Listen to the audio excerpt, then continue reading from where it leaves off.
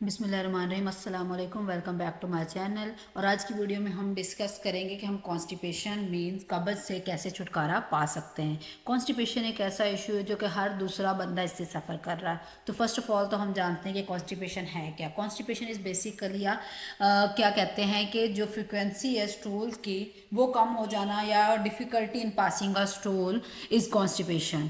अब आपके वीक में 3 या उससे कम स्टूल पास करें वो कॉन्स्टिपेशन है। नॉर्मली इसके बिहाइंड डिफरेंट रीजंस हो सकती हैं। आपका लो फाइबर का इंटेक करना, लो वाटर इंटेक या एक्सरसाइज का डेली रूटीन में ना होना रीज़न बन सकती है कॉन्स्टिपेशन की। अब हम जो आज की वीडियो में जो डिस्कस करेंगे, हम डिस्कस करेंगे कॉन्स्टिपेशन की कोई भी टाइप हो, चाहे एक्यूट हो, क्रॉनिक हो। और उसके अलावा हम देखेंगे कि हम डाइट के ज़रिए इसको कैसे ट्रीट कर सकते हैं, कैसे हम इसको अनहेल्दी ऑप्शंस को हेल्दी में मॉडिफाई कर सकते हैं। और इसके अलावा हम साथ साथ ये भी देखेंगे कि अब ये एक इम्पॉर्टेंट और एक कॉमन सी प्रॉब्लम है, लेकिन इसको मदर ऑफ द डिजीज़ भी कहा जाता है। तो इसका अर्ली ट्रीटमेंट बहुत ज़रूरी होता है, क्योंकि अगर इसका अर्ली ट्रीटमेंट ना किया जाए, कॉन्स्टिपेशन 3 मंथ से ज़्यादा रहती है तो ये आपको फेटल कॉन्सिक्वेंसेस फेस करने पड़ सकते हैं। ये पाइल्स मीन्स बवासीर की तरफ भी मूव कर जाती है आपका इसका ट्रीटमेंट ना करना। तो उसके बाद आ जाते हैं इसके अब साइंस क्या, जिससे भी पता लगता है कि कॉन्स्टिपेटेड हैं हम।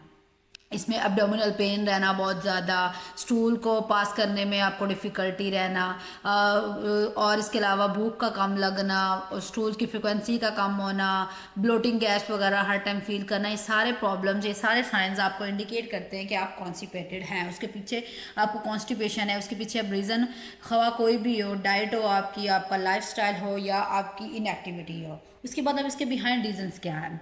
कॉन्स्टिपेशन किस किस वजह से हो सकती है। आपकी डाइट में बहुत ज़्यादा प्रोसेस्ड और फूड्स और जंक फूड्स का होना, क्योंकि प्रोसेस्ड फूड और जंक फूड जो होते हैं उसमें अनहेल्दी फैट्स होते हैं, लो इन फाइबर होते हैं। उसके अलावा कॉफ़ी टी वगैरह हो गई, हमारे पास सिंपल वाली ग्रीन टी हो गई, उसका बहुत ज़्यादा ज़रूरत से ज़्यादा इंटेक करना, वो डायूरेटिक होते हैं, तो यूरिनेशन ज़्यादा होती है, तो उससे भी आप डिहाइड्रेटेड हो जाते हैं।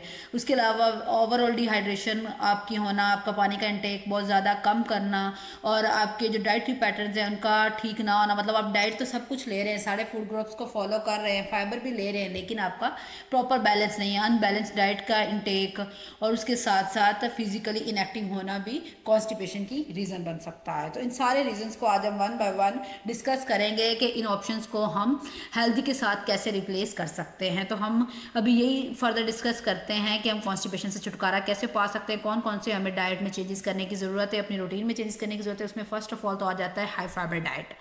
जो कॉन्स्टिपेशन से सफ़र कर रहे हैं उनको चाहिए कि वो हाई फाइबर डाइट को अपनी रूटीन का पार्ट बनाए। हाई फाइबर डाइट में अब हमारे पास कि वो कोई भी अगर सीरियल ग्रुप में से कुछ भी ले रहे हैं, रोटी खा रहे हैं, ब्रेड खा रहे हैं, चावल खा रहे हैं, वो होल ग्रेन का होना चाहिए। रोटी मतलब सफ़ेद आटे का कुछ बना हुआ ना हो, सफ़ेद चावल ना हो, ब्राउन राइस खाएं या होल ग्रेन्स प्रोडक्ट्स यूज़ करें। उसके अलावा फ्रूट्स और वेजिटेबल्स भी होल वाले वो कंज्यूम करें। फ्रूट्स जो जूसेज हैं उनकी तरफ ना जाए, उनको होल में ही फ्रूट्स को प्रेफर करें और विद स्किन यूज़ करें जो पॉसिबल है। और वेजिटेबल्स को भी विद स्किन यूज़ करें जिनका स्किन के साथ कंजप्शन पॉसिबल है। उसके अलावा अगर वेजिटेबल्स में देखें तो मूली एक बहुत अच्छा ऑप्शन है कॉन्स्टिपेशन वालों के लिए। फ्रूट्स में भी जैसे कि एप्पल हो गया, अमरूद हो गया, ये बहुत ही अच्छे ऑप्शंस हैं जो कॉन्स्टिपेशन से सफ़र कर रहे होते हैं उन लोगों के लिए। उसके अलावा अगर हम डाइट में देखें तो इनको ये चीज़ें तो माइंड में रखनी थी, लेकिन जब वो डाइट को ले रहे हैं रूटीन में तो एक बैलेंस भी होना चाहिए, हर फूड ग्रुप का डाइट में होना ज़रूरी होता है। और इसी तरह वेजिटेबल्स के 3 to 5 कप्स कर लें पर डे। फ्रूट के भी 1 से 2 दफ़ा दिन में लें जिनको कॉन्स्टिपेशन का इशू है। उसके बाद सेकंड चीज़ आ जाती है नट्स। नट्स क्यों रिकमेंड किए जाते हैं कॉन्स्टिपेशन वालों को, इनमें इसेंशियल फैट्स प्रेजेंट होते हैं। कॉन्स्टिपेशन सिर्फ आपके डिहाइड्रेशन या लो फाइबर की वजह से नहीं हो रही, कभी कभी ऐसा होता है कि जो इसेंशियल ऑयल्स होते हैं उनकी डेफिशिएंसी हो जाती है और आपके डाइजेस्टिव ट्रैक में, और डाइजेस्टिव ट्रैक ड्राई हो जाता है जो कि कॉन्स्टिपेशन की रीज़न बनता है। तो नट्स का डाइट में इंटेक यही है कि वो इसेंशियल ऑयल्स उनको प्रोवाइड करेगा, और अगर उस प्रॉब्लम से कॉन्स्टिपेशन का इशू है तो वो उसको रिजॉल्व करने में हेल्प आउट करेगा। तो नट्स का इंटेक करना ज़रूरी है क्योंकि इसेंशियल फैट्स की वजह से। और इसके अलावा हम कहते हैं कि ऑलमंड, कुछ लोग कहते हैं कि ये तो भाई अब्जॉर्ब ही नहीं होते, तो अच्छी अब्जॉर्प्शन के लिए आप स्किन को उतार के उसको खा लें अगर आपको वैसे सूट नहीं कर रहे। देन आ जाते हैं वाटर इंटेक। अब प्लेंटी ऑफ वाटर जो इंटेक है वो भी बहुत मैटर करता है कॉन्स्टिपेशन वालों के लिए। वाटर क्या करता है, आपकी जो बाउल मूवमेंट है उसको इम्प्रूव करता है। उसके अलावा एक क्लीन इन्वायरमेंट प्रोवाइड करता है जो गट में बैक्टीरिया हैं उनके लिए, कि वो अच्छे से अपना वर्क परफॉर्म कर सकें। तो नॉर्मली जो 8 to 10 ग्लास वाटर इंटेक ज़रूरी होता है कॉन्स्टिपेशन वालों को भी और नॉर्मल इंसानों को भी। अब इसके बाद नेक्स्ट चीज़ आ जाती है प्रोबायोटिक्स को भी डाइट में ऐड करने की ज़रूरत होती है जो कॉन्स्टिपेशन से सफ़र कर रहे हैं। इससे क्या होगा कि प्रोबायोटिक्स बेसिकली हेल्दी बैक्टीरियाज ही होते हैं, लिविंग माइक्रो ऑर्गेनिजम्स होते हैं। हमारी गट में भी ये ट्रिलियंस ऑफ सेल्स प्रेजेंट होते हैं जो कि गट की फंक्शनिंग में बड़ा ही इंपॉर्टेंट रोल प्ले कर रहे होते हैं। तो इसको डिफरेंट सोर्सेज से लाइक योगर्ट हो गया, पिकल्ड फूड्स हो गए, डिफरेंट लाइक सोरक्रात, केफर वगैरह डिफरेंट प्रोडक्ट्स इसके मार्केट में अवेलेबल होते हैं। चीज़ में होते हैं प्रोबायोटिक्स, तो इनको डिफरेंट फॉर्म्स में ले सकते हैं। और जो क्रॉनिक वाले होते हैं बेसिकली इनको ज़्यादा कॉन्सिक्वेंसेज जो लोग फेस कर रहे होते हैं उनको चाहिए कि वो तो इस प्रोबायोटिक्स पे ज़्यादा ध्यान दें। उसके अलावा फिजिकली इनएक्टिव होना भी कॉन्स्टिपेशन की तरफ लेकर जाता है इंसान को।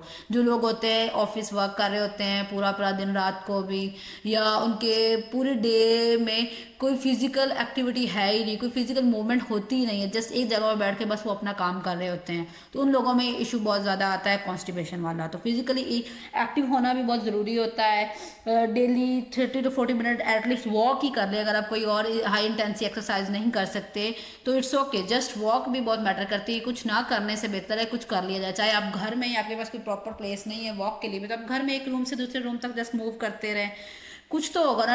आप ज़्यादा नहीं कर सकते, 30 मिनट कर लें, 20 मिनट कर लें, लेकिन एटलीस्ट करें ज़रूर। उसके बाद हम कुछ होम रेमेडीज़ को भी डिस्कस करते हैं जो कॉन्स्टिपेशन को ट्रीट करने में, उससे गेट रिड करने में हमें हेल्प आउट करेंगे। उनको वन बाय वन डिस्कस करते हैं। फर्स्ट ऑफ ऑल इसमें आ जाता है हमारे पास milk with oils, different oils है। हमने एक ग्लास ऑफ मिल्क लेना है, उसमें 1 tablespoon castor oil, 1 tablespoon olive oil और 1 tablespoon almond oil add करके उसको बिफोर गोइंग टू बेड, मेन सोने से पहले इसको यूज़ करना है। और ये क्या करेगा कि उसको एज ए स्टिमुलेंट एक्ट करेगा, एज ए सॉफ्टनर एक्ट करेगा, और एक जो गट बैक्टीरियाज हैं उनको एक हेल्थी इन्वायरमेंट प्रोवाइड करेगा। उसके अलावा जो GIT मूवमेंट है उसको अच्छा करेगा। ये फर्स्ट एमडी आ गया। उसके बाद सेकंड आ जाता है अंजीर।